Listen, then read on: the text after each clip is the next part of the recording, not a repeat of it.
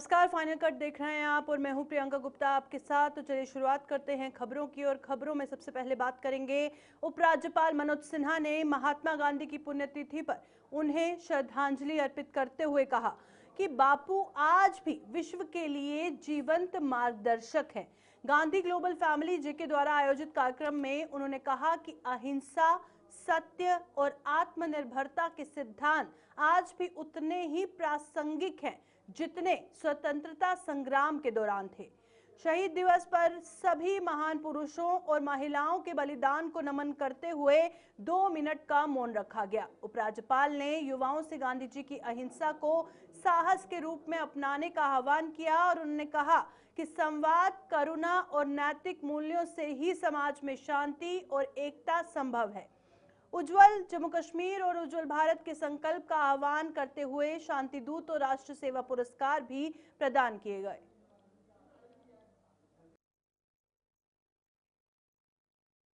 नागरिकों के अधिकारों की रक्षा, जन भागीदारी के माध्यम से सामाजिक विकास एवं आर्थिक सुधार के लिए प्रेरित कर रहा है। आज मुझे इस बात पर पूरा यकीन है कि यदि हम सब गांधी जी के सिद्धांतों को आत्मसात करें तो एक शांत, न्यायपूर्ण और मानवीय जम्मू कश्मीर और विश्व का सपना हम साकार कर सकते हैं। अभी वर्मा साहब ने कहा कि मैं 5वीं बार उपस्थित हूँ, उसमें थोड़ा संशोधन करते हुए मैं कहना चाहता हूँ मैं 6वीं बार उपस्थित हूँ। 2021, 22, 23, 24, 25, 26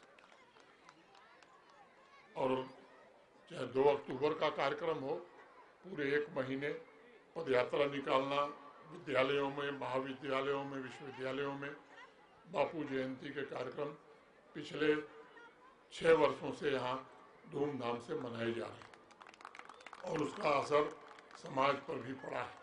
और उसी का प्रतिफल है कि चाहे वो तिरंगा यात्रा हो, उसमें बड़ी संख्या में जम्मू कश्मीर के विद्यार्थी और नौजवान, यहाँ के नागरिक भागीदार होते हैं। और अभी भारत सरकार ने जो वंदे मातरम अभियान प्रारंभ किया था, केवल जानकारी के लिए मैं बताना चाहता हूँ, प्रथम चरण में जम्मू कश्मीर पूरे देश में प्रथम स्थान प्राप्त किया।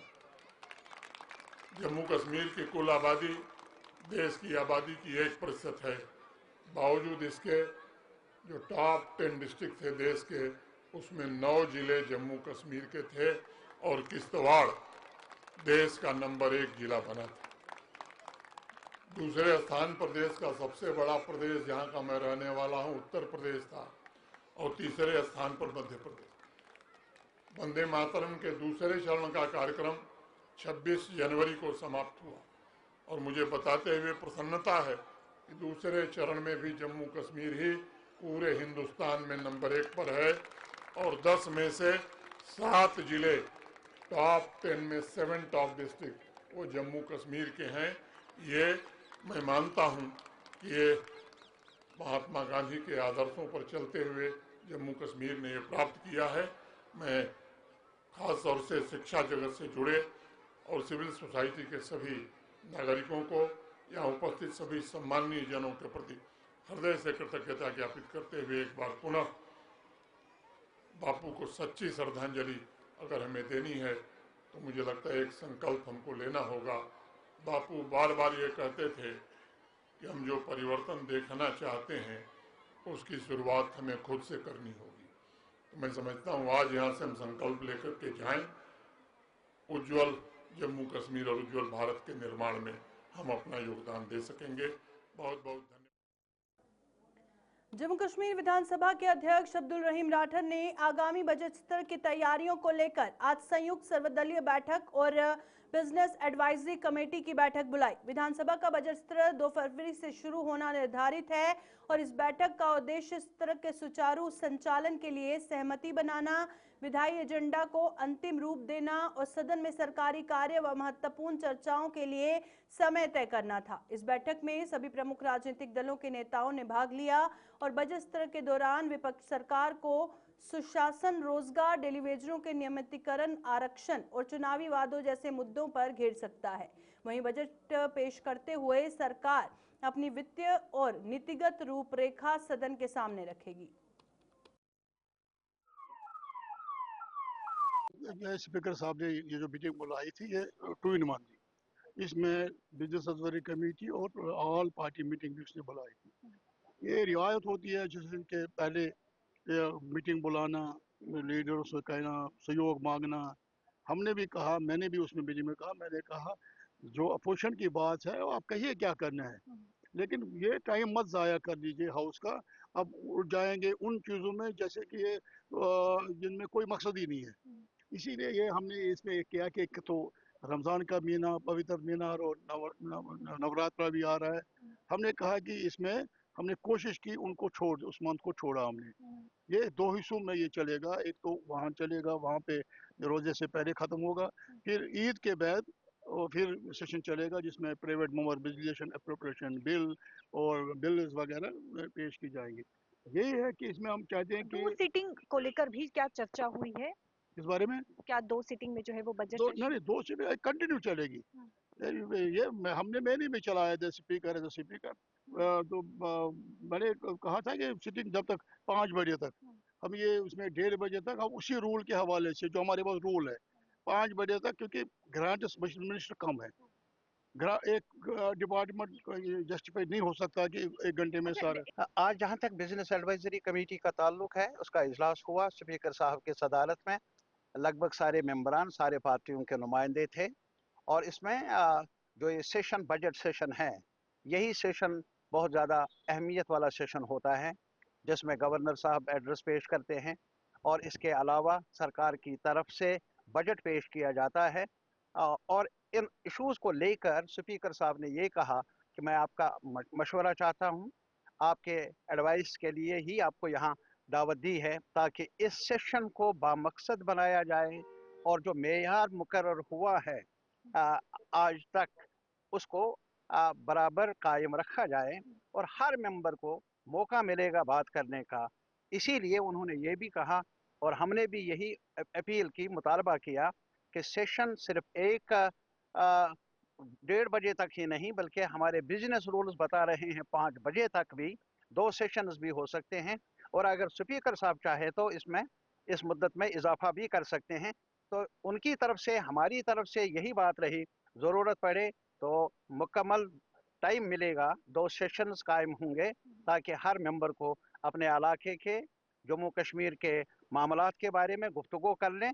सिर्फ उनकी तरफ से और हमारी तरफ से ऑनरेबल मेंबरान को अपील होगी कि वो इश्तियाल के बगैर बातें कर लें, वो चाहें कि अपना वक्त जो है, अपना कंसर्न जो है ठीक ढंग से पेश कर लें ताकि सरकार को जवाबदेह बनाया जाए। शोर होगा, वक्त ज़ाया होगा, शोर होगा तो सरकार को बचने का मौका मिलेगा। ऐसा न हो, जवाबदेही के लिए ज़रूरी है, शफाफ इंतज़ामिया के लिए ज़रूरी है। विधानसभा के आगामी बजट सत्र से पहले भाजपा ने अपनी तैयारियां तेज कर दी हैं। इसी क्रम में राज्यसभा सदस्य एवं भाजपा के प्रदेश अध्यक्ष सच शर्मा ने आज जम्मू में पार्टी के सभी मोर्चों के पदाधिकारियों और सदस्यों के साथ एक अहम बैठक की। बैठक में बजट सत्र के दौरान पार्टी की रणनीति और सरकार की उपलब्धियों को जनता तक पहुंचाने के लिए चलाए जाने वाले प्रचार कार्यक्रमों पर विस्तार से चर्चा की गई। सच शर्मा ने कार्यकर्ताओं से आह्वान किया कि वे बूथ स्तर तक सक्रिय होकर सरकार की योजनाओं और प्रस्तावित बजट के मुख्य बिंदुओं को लोगों तक पहुंचाएं। उन्होंने कहा कि बजट सत्र प्रदेश के विकास की दिशा तय करेगा, इसलिए पार्टी कार्यकर्ताओं की भूमिका महत्वपूर्ण रहेगी। बैठक में आगामी जनसंपर्क अभियानों की रूपरेखा भी तय की गई। जो बजट पे टीम हमारी है उसकी चर्चा के लिए जहाँ पे बुलाए थे, सभी मोर्चों के अध्यक्षों बुलाए थे, उसके साथ साथ जो प्रदेश ऑफिस भी रहे हैं उनके साथ बैठे हैं, कुछ सेल्स भी हैं और हमारे जो प्रदेश ऑफिस में हर जिलों पे, हर मंडल पे बजट जो है उसकी चर्चा लाइव सुनी जाएगी। लाइव सुनने के बाद सभी कार्यकर्ताओं को कहा गया है कि इसके चर्चा जो है वो लोगों में करें ताकि लोगों को पता चले कि इस बजट में क्या क्या हुआ है।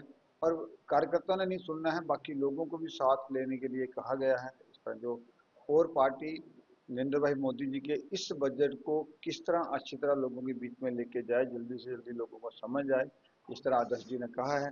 प्रदेश जी ने ये भी कहा है कि सभी मोर्चे भी अपने ढंग से इस बजट की चर्चा में सुनेंगे। उसके बाद हम इसको युवा मोर्चा, महिला मोर्चा, किसान मोर्चा, जितने हमारे मोर्चे हैं वो 25-25 कार्यक्रम बड़े लोगों के बीच में जाके करेंगे। और जो हमारा ट्रेड सेल है, जो व्यापारियों के बीच बिजनेस कम्युनिटी के साथ, वहाँ पे भी 100 प्रोग्राम लगभग करेंगे, जो कि बताएंगे कि इस बजट में क्या हुआ है, समाज को क्या मिला है, क्या फायदा रहने वाला है, वो सारी चीजें।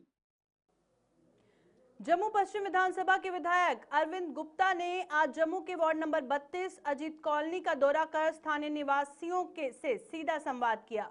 इस दौरान लोगों ने विधायक के समक्ष पानी की किल्लत, खराब सड़कों, जल निकासी और स्वच्छता से जुड़ी समस्याएं रखी।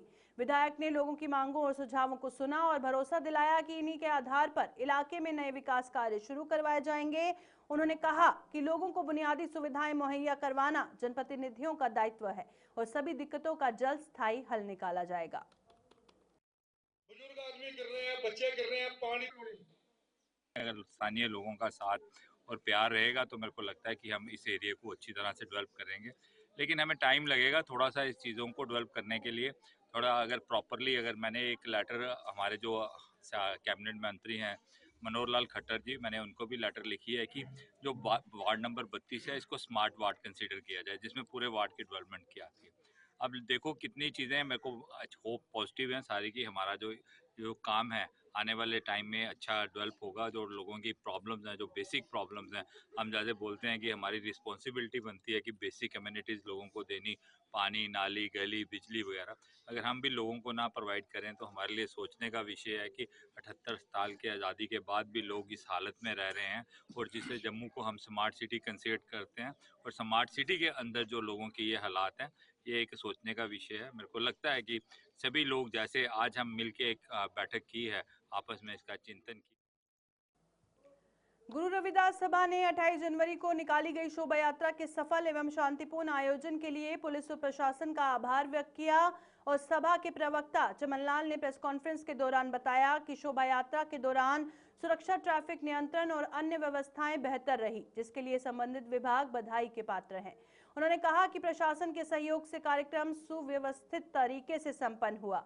चमनलाल ने यह भी जानकारी दी कि 1 फरवरी को गुरु रविदास सभा परिसर में विशेष समागम का आयोजन किया जा रहा है और समागम को लेकर सभी आवश्यक तैयारियां पूरी कर ली गई हैं और बड़ी संख्या में श्रद्धालुओं के पहुंचने की संभावना है। सभा ने लोगों से कार्यक्रम में शामिल होने की अपील की है। मैं एक बार फिर सारी ही एडमिनिस्ट्रेशन का, जिन्होंने शोभा यात्रा को सक्सेसफुल बनाने में एजेंसियों ने, एडमिनिस्ट्रेशन ने, डिफरेंट सभा के हेड ने, सत्संग सोसाइटी ने, मीडिया ने, जितना भी हमारी हेल्प की है, मैं उन सबका थैंक्स करना चाहूंगा। और एक ही साथ एक और भी निवेदन करना चाहूंगा कि 1 तारीख को एक विशाल गुरु रविदास महाराज के प्रकाश उत्सव पर एक समागम यहाँ होने वाला है। इसी हेडक्वार्टर गुरुद्वारा में मैं तमाम संगत से अपील करना चाहूंगा कि आप 1 तारीख को भी उस समागम में शामिल होकर उसकी शोभा को बढ़ाएं और अपने जीवन को निहाल करने में हेल्प करें। मैं एक बार, जो मेरे से पहले रह चुका है, जितने भी बुद्धिजीवी लोगों ने, बाजार की अलग अलग एसोसिएशनों ने, डिफरेंट सभाओं ने जो शोभा यात्रा के साथ अलग अलग स्टॉल लगाए हुए थे। भारतीय मजदूर संघ ने सरकार के बिल्डिंग कंस्ट्रक्शन वेलफेयर बोर्ड की कार्यप्रणाली पर सवालिया निशान लगाए। भारतीय मजदूर संघ का आरोप है कि बोर्ड द्वारा श्रमिकों के उत्थान के लिए चलाई गई योजनाओं का लाभ नहीं मिल पा रहा है।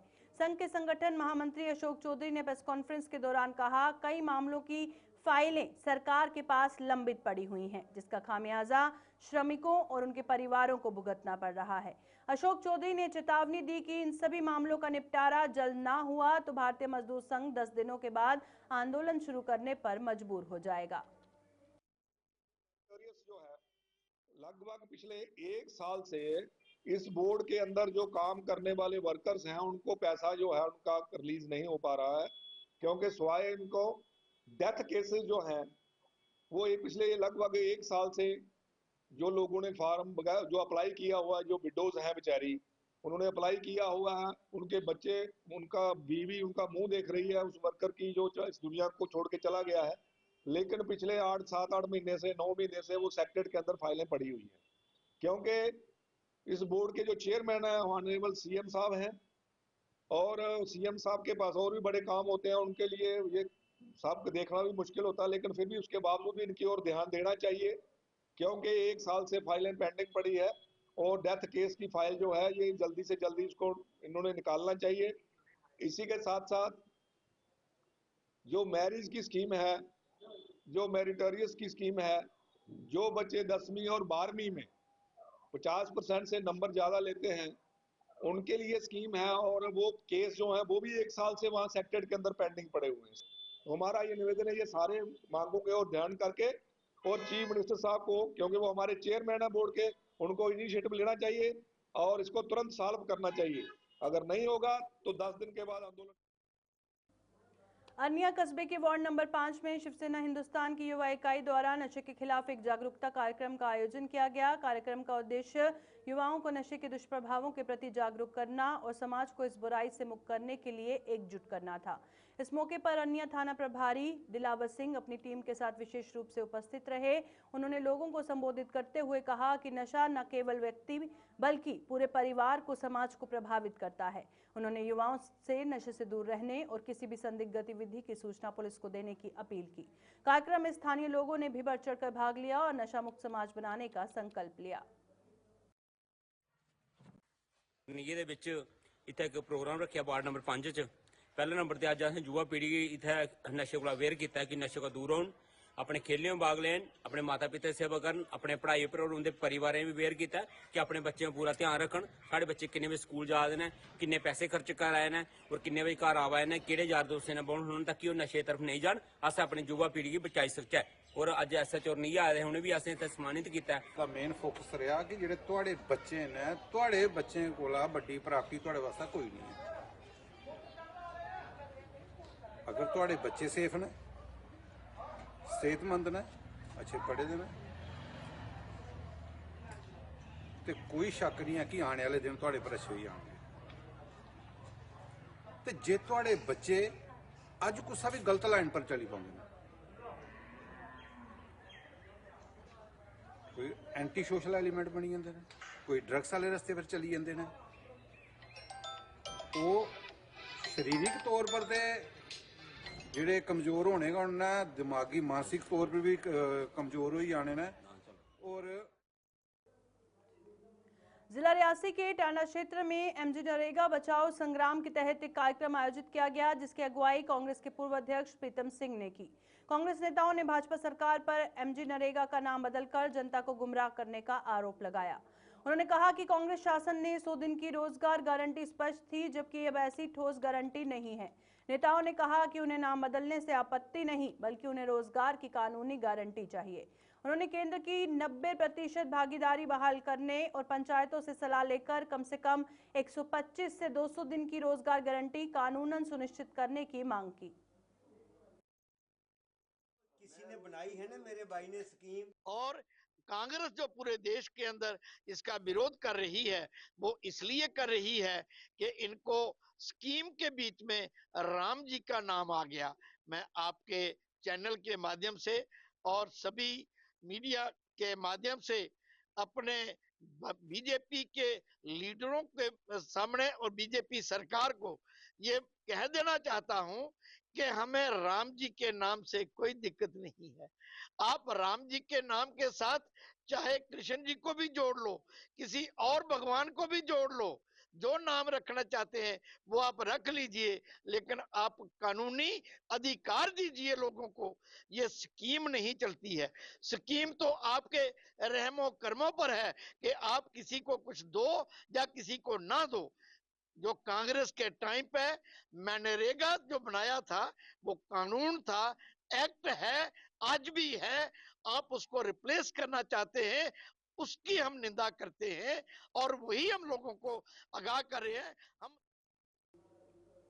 सांबा जिले के सीमावर्ती गांव खोखरे चक के बुजुर्ग किसान प्रकाश चंद की कहानी उस बदलाव की मिसाल है जो आज के समय में कृषि क्षेत्र में हो रहा है। पहले वे पारंपरिक फसलों जैसे गेहूं और धान की खेती कर अपने परिवार का पेट भरते थे, लेकिन समय के साथ खेती की दुनिया भी बदल रही है और अब किसान वर्ग उन फसलों की ओर रुझान बढ़ा रहे हैं जिनसे उन्हें बेहतर मुनाफा मिल सके, और प्रकाश चंद के जीवन में भी यही बदलाव आया। हॉर्टिकल्चर डिपार्टमेंट की सलाह पर उन्होंने अपने खेतों में पारंपरिक फसलों की बजाय कैश क्रॉप यानी कि ऐसी फसलें उगानी शुरू की जिनमें अधिक लाभ हो। आज प्रकाश चंद पिछले 18 वर्षों से स्ट्रॉबेरी की खेती कर रहे हैं। ये फसल उनके लिए सिर्फ आमदनी का जरिया नहीं बल्कि सफलता और प्रेरणा का प्रतीक बन गई है। स्ट्रॉबेरी की खेती ने उन्हें न केवल आर्थिक रूप से मजबूत किया है बल्कि उनके गांव के अन्य किसानों के लिए भी एक मिसाल पेश की है। मैं बॉर्डर के नज़दीक का रहने वाला हूँ, तकरीबन 1.5 किलोमीटर दूर होगा, और मैं तकरीबन 17-18 साल से स्ट्रॉबेरी का काम कर रहा हूँ। और पहले मैं धान और ये लगाता था मुंजी, इससे मुझे अपना खर्चा पूरा नहीं होता था और कोई ख़ास फ़ायदा नहीं था। 6 महीने के बाद तो पैसा मिलता था हमारे को, और कभी स्प्रे करो, कभी लेबर की ना प्रॉब्लम, कभी भैये नहीं मिले, कभी कटिंग के लिए नहीं मिले। इसलिए मैंने हॉर्टिकल्चर महकमे के साथ लाइजन किया और उन्होंने मुझे बताया प्लस ट्रेनिंग दी कि आप ऐसा करो, अक्टूबर महीने स्ट्रॉबेरी की खेती लगाना शुरू करो, हम आपका पूरा साथ देंगे। तो मैंने उनकी बात मान ली और मैंने स्ट्रॉबेरी लगानी शुरू कर दी। जबकि ये प्लांट हिमाचल सोलन से अभी तकरीबन 50,000 रुपया पर कनाल हो जाता है प्रॉफिट, और अभी मैंने तकरीबन 4-5 कनाल लगाई है और मैं बहुत खुश हूँ क्योंकि मुझे पैसा आने का सोर्स बन गया। मैं और किसान आते हैं, कईयों को बताया भी है, कुछ शुरू भी कर रहे हैं, जैसे त्रिंडिया में कर रहे हैं, रामगढ़ में कर रहे हैं, विजयपुर में कर रहे हैं, बहुत से आदमी कर रहे हैं। लेकिन हम चाहते हैं कि ज़्यादा से ज़्यादा लोग हर एक फसल को उगाना शुरू करें। जैसे ये हो गया, चना हो गया, राजमा हो गया, माह हो गए, जहाँ पे जो जैसे गवर्नमेंट की स्कीम। आसपुरा के गांव लंगोटिया में गलियों की बदहाल स्थिति को लेकर स्थानीय लोगों ने जोरदार प्रदर्शन किया। प्रदर्शनकारियों का कहना है कि बारिश होते ही गलियों में पानी भर जाता है, जिससे पैदल चलना तो दूर, घर से बाहर निकलना भी मुश्किल हो जाता है। ग्रामीणों ने बताया कि लगातार जलभराव के कारण पास स्थित स्कूल परिसर में भी पानी घुस जाता है, जिससे बच्चों की पढ़ाई प्रभावित हो रही है। लोगों का आरोप है कि कई बार शिकायत करने के बावजूद समस्या का स्थायी समाधान नहीं किया गया। उन्होंने कहा कि अगर समय रहते गलियों का निर्माण और जल निकासी की व्यवस्था नहीं की गई तो आंदोलन को और तेज कर दिया जाएगा। वो भी इस चीज को देखें। ये पूरा एरिया आप देख लो कितना गंद। जम्मू कश्मीर में पूरे जम्मू दे विच सब तो गंदा पिंड है पिंड लंगोटियां।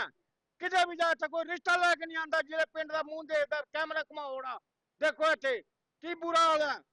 इन्ना गंदा पिंड है, इन्ना गंदा पिंड है, और कोई रास्ता नहीं है पिंड विच बनने दा। यही एक रास्ता कि अही एमएलए साहब से भी ये गुजारिश की थी कि सब तो पहले साडी मेन प्रॉब्लम है कि साडे अज बच्चे भी जाते हैं तो भी सवेरे डिग डिग के वर्दियां भर के जाते हैं, अगे प्रिंसीपल भी जाओ तो भी बच्चे वापस भेज देंगे हैं। अही ये गुजारिश करने हैं कि मेहरबानी करके सब तो पहले साडा मेन मुद्दा है गली का, मेन मुद्दा गली का, और 8वीं पास साडा स्कूल ही वो भी अज तक 10वीं पास नहीं बनया। अही कहने कि सब तो पहले जिहड़ा साडा मेन मुद्दा ये गली का जल्दी। आसपुरा के गांव जिंदल मेलू से लेकर अठाना मोड़ तक करीबन 3 किलोमीटर सड़क की खस्ता हालत के विरोध में लोगों ने प्रदर्शन किया। लोगों ने बताया कि पिछले कई सालों से इस सड़क की हालत बद से बदतर बनी हुई है, जिसकी मरम्मत के लिए कोई कदम नहीं उठाया जा रहा। ये सड़क बॉर्डर क्षेत्र को जम्मू से जोड़ने वाला बेहद महत्वपूर्ण और सबसे छोटा मार्ग है, जिस पर रोजाना बड़ी संख्या में लोगों का आना जाना लगा रहता है।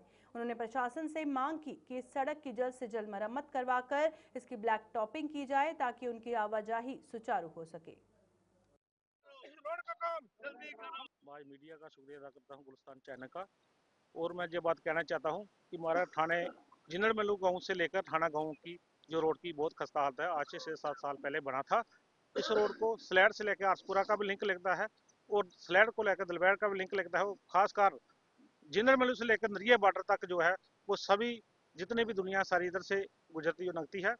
और खासकर बच्चे हैं, जो एक हाई स्कूल है और एक इंस्टीट्यूट है और एक प्राइवेट हाई स्कूल है, सभी बच्चे जो है इस रोड पे चलते हैं और काफ़ी बार गिरे हैं बच्चे और उनकी बहुत बेचारा की खस्ता हालत। कई बार हमको उठाकर उनको उनके घर पर जाना पड़ता है। मेरी महकमा PWD के आगे अपील है चीफ इंजीनियर के आगे इस रोड को जल्दी जल्दी बनाया जाए। गवर्नर साहब के आगे भी अपील है इस रोड को जल्दी जल्दी बनाया जाए। ਇਹ ਰੋਡ ਹੈ ਪਿੰਡ ਜਿੰਦੜ ਮੈਨੂੰ ਸਰ ਇੱਥੋਂ ਜਿਹੜਾ ਹੈ ਰੋਡ ਗਿਆ ਸਿੱਧਾ ਸ਼ਾਰਟਕਟ 3 ਕਿਲੋਮੀਟਰ ਰੋਡ ਹੈ ਸਾਡਾ ਅਰਸਾਨ ਨੂੰ ਜਾ ਕੇ ਟੱਚ ਕਰਦਾ ਹੈ। ਸਰ ਇਹ ਰੋਡ ਅੱਜ 5-7 ਸਾਲ ਮਾੜਾ ਮੋਟਾ ਗਵਰਨਮੈਂਟ ਨੇ ਬਣਾਇਆ ਹੀ ਹੈ। ਹੁਣ ਇਹਦੀ ਇੰਨੀ ਭੈੜੀ ਹਾਲਤ ਹੋ ਗਈ ਨਾ ਇਸ ਰੋਡ ਦੀ ਕੀ ਦੱਸੀਏ ਏਡੇ ਖੱਡੇ ਦੀ ਇੰਨੀ ਬੁਰੀ ਹਾਲਤ ਹੈ। ਇਹ ਸ਼ਾਰਟਕਟ ਇੰਨਾ ਰਸਤਾ ਨਾ ਤਕਰੀਬਨ ਜਿੰਨੀ ਵੀ ਦੁਨੀਆ ਬਾਰਡਰ ਤੋਂ ਸਹੀ ਬਾਰਡਰ ਨਹੀਂ ਆ ਬਾਰਡਰ ਜਿੰਨੀ ਵੀ ਦੁਨੀਆ ਆਉਂਦੀ ਹੈ ਸਭ ਇਸ ਰੋਡ ਨੂੰ ਲਿੰਕ ਕਰਦੇ ਹੋ ਸ਼ਾਰਟਕਟ ਬਿਲਕੁਲ ਸ਼ਾਰਟਕਟ ਰਸਤਾ ਹੁੰਦਾ ਹੈ। ਅਸੀਂ ਮਾਰੇ ਇਹੋ ਕਹਿੰਦੇ ਆ ਵੀ ਰੋਡ ਜਲਦੀ ਤੋਂ ਜਲਦੀ ਰਿਪੇਅਰ ਹੋਏ ਚਾਹੇ ਬਣੇ ਤਕਰੀਬਨ ਰੋਡ ਸਾਰੇ ਬਣ ਗਏ ਸਰ ਇਹੋ ਰੋਡ ਜਿਹੜਾ ਕਿ ਜਿਹਦੀ 4-5 ਸਾਲ ਦੀ ਸੁਣਵਾਈ ਨਹੀਂ ਹੋ ਰਹੀ ਤੇ ਤੁਹਾਡੇ ਚੈਨਲ ਦੇ ਮਾਧਿਅਮ ਨਾਲ ਇਹੋ ਗੱਲ ਕਹਿਣਾ ਕਿ ਜਲਦੀ ਤੋਂ ਜਲਦੀ ਇਹ ਰੋਡ ਦੀ ਥੋੜੀ ਦੇਖਭਾਲ ਕੀਤੀ ਜਾਏ। ਸਕੂਲ ਮਾਰੇ 3-4 ਸਕੂਲ ਨੇ ਕੋਲ 3-4 ਸਕੂਲ ਨੇ ਬੱਚਿਆਂ ਦੇ ਗੱਡੀਆਂ ਗੁੱਡੀਆਂ ਕਾਫੀ ਆਉਂਦੀਆਂ ਜਿਹੜਾ ਥਾਣੇ ਬੱਚੇ ਛੱਡਣ ਆਉਂਦੇ ਲੋਕੀ ਪੁਲਿਸ ਵੀ ਬੱਚੇ ਛੱਡਣ ਆਉਂਦੇ ਪਰ ਉਹ ਖੱਡੇ ਦੀ ਵਜ੍ਹਾ ਨਾਲ बहुत बुरी है। फाइनल कट में फिलहाल इतना ही, दीजिए इजाजत, नमस्कार।